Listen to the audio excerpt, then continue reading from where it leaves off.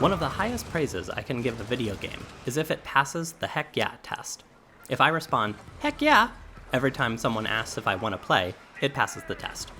Helldivers isn't the greatest video game of all time, but I literally can't remember a time that I felt burned out on the game or wouldn't have jumped at the chance to play it with friends. I continue to come back and run a few missions every couple of months or so, and there are stretches where I will binge it for a couple of days. Co-op is so simple to get into in Helldivers, and you have basically all the possible options. Game invites are through Steam. You can join online or locally just by plugging in another controller. That's right, you can buy one copy of the game and run 4 players on the same machine if you want, which is amazing for a game with this much depth. The only caveat is that the additional local players are basically just copies of player 1, and are tied to whatever he has unlocked, instead of getting to choose their own weapons. They can run whatever weapons and gear they want, though, from whatever has been unlocked, so it's really not too annoying. One could even argue this is a positive, since if you have some friends over to play, they don't have to start out as a level 1. A mark of a great co-op game, or really great games in general, is how good they are at generating stories. I feel like every time I walk away from Helldivers, I have several great gaming stories that I can reminisce with friends that were there, or tell to other friends that weren't. Hey, do you think next time you could maybe not get crushed 3 times in a row by a dropship capsule falling from orbit? Dude, I ran out of anti-tank rockets last time I played, and this behemoth would not stop chasing me. One of the game's biggest features is that friendly fire is always on in Helldivers. This can produce an amazing amount of frustration, especially early on as you get used to it and the aiming mechanics of the game. However, it's a great design that lends itself to spectacular co-op moments and stories.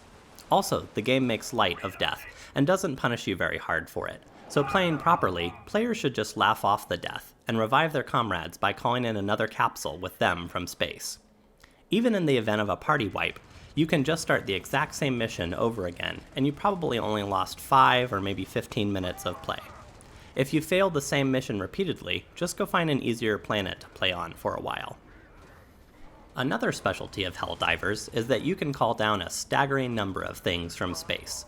This can be more weapons, armor, mechs, drones, bombardments, mines, or even tools. And yes, friendly fire also applies to the space capsules. Power in this game mostly comes from how many types of problems you can solve with your gear. Armor enemy problems, hostile or slowing terrain problems, too many flanks to watch types of problems. So it's appropriate that your space drops become a veritable Swiss Army knife of problem solving after a bit of playing. Playing in co-op allows many more options for solving problems if players coordinate about what drops they bring to each mission, as each player gets only 4 different kinds of drops.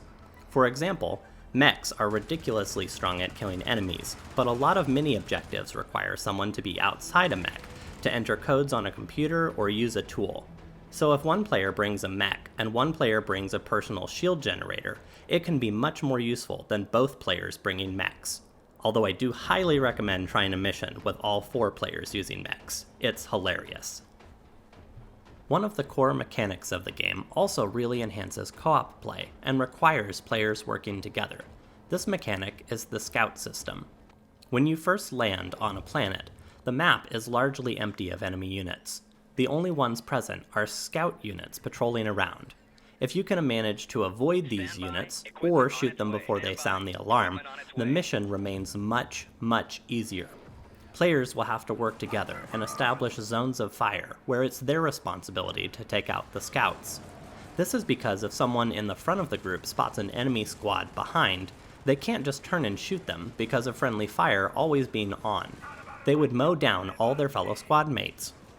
If the scouts aren't dealt with quickly enough, they will sound the alarm, and many enemy units will start spawning into the area around players. The strength and number of the enemy units being determined by the difficulty level of the planet. One of Raquel's favorite parts of the game is how the players have to work together on the mini objectives. It's an amazing amount of tension and fun to be entering in a disarm code on a bomb while enemies bear down on you, and you have to totally rely on your partners to keep the enemies off you. Especially since friendly fire is always on, so the possibility of them shooting you is quite high, and also the bomb will go off if you enter any button of the code wrong. Another example of how players have to work together is one of the primary anti-tank weapons in the game, the recoilless rifle. It comes with a backpack full of ammo. If the same person using the rifle carries the ammo and reloads it, it will take 5 seconds, which is an eternity in combat. However, if the ammo backpack is carried by a second person and an assisted reload is performed, it takes only 0.9 seconds. The difficulty levels available in this game have a ridiculously wide range of 1 to 15, plus a boss level, and each level really does feel significantly different from the others.